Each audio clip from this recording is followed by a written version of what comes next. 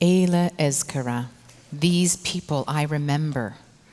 This section of our service, the Martyrology, is anchored by a poem that was written in the Middle Ages based on the story of 10 revered rabbis who were martyred in the 1st century.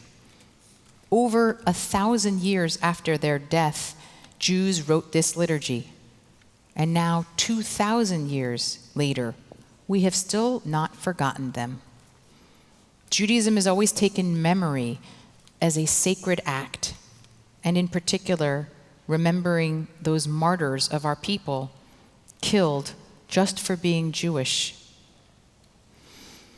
This year, on October 7th, we added beautiful young people, Holocaust survivors, babies, entire families, more than 1,200 names to our Martyrology.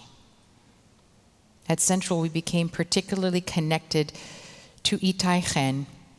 His father, Ruby, was among the first to tell us of his son's hostage story. And Ruby returned to Central a few months later to pray for Itay in captivity on his birthday, and then again to say Kaddish after the Chens learned that Itay had been killed. We had planned to give Itay an aliyah when he came to Central with his family. Instead, sadly, we brought his family to Central to tell Itay's story. Not how he died, but how he lived. Itay became our son, our brother, and our most recent martyr of the Jewish people. He will not be forgotten.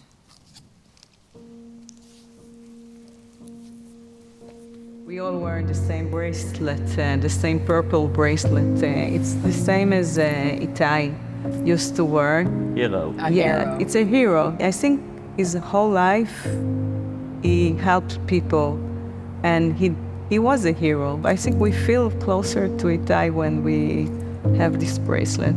Itay is very competitive. Yeah. And he fell in love with basketball. He started playing professionally as a kid. Me as a dad, he'd play with me, and I always let him win. But there's that moment, that moment that you always remember. He beat me, and he knew that he beat me. And then every single time, Dad, when are we playing basketball again? When are we playing basketball again?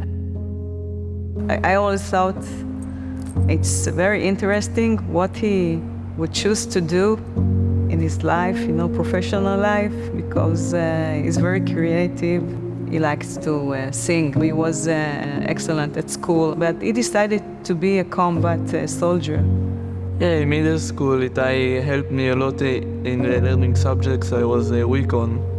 He always taught me them in the funniest ways. Everyone that's come to us since then, since October 7, tells us amazing stories about how Itay helped them. How did October 7th unfold for your family? How did you find out that he was missing, or when did you learn it?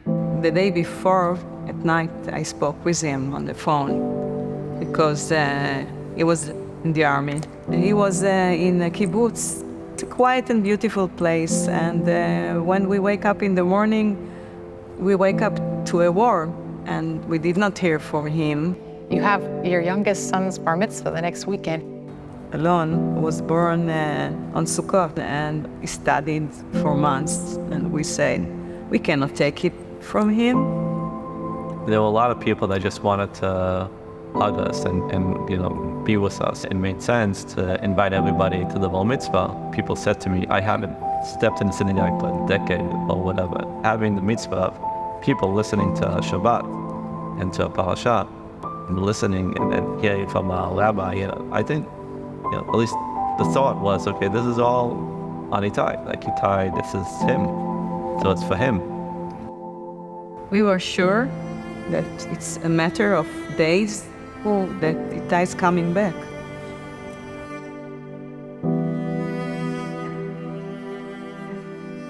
You mentioned the way that you needed, this larger community. I think that Central felt very honored that we became a part of this extended circle. This kind of became the anchor.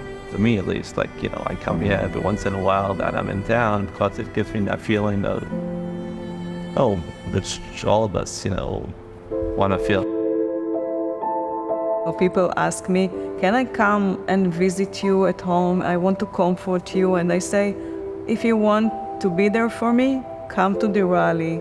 Come to, you know, many things that we are doing to ask the world, you know, to help us with this humanitarian situation.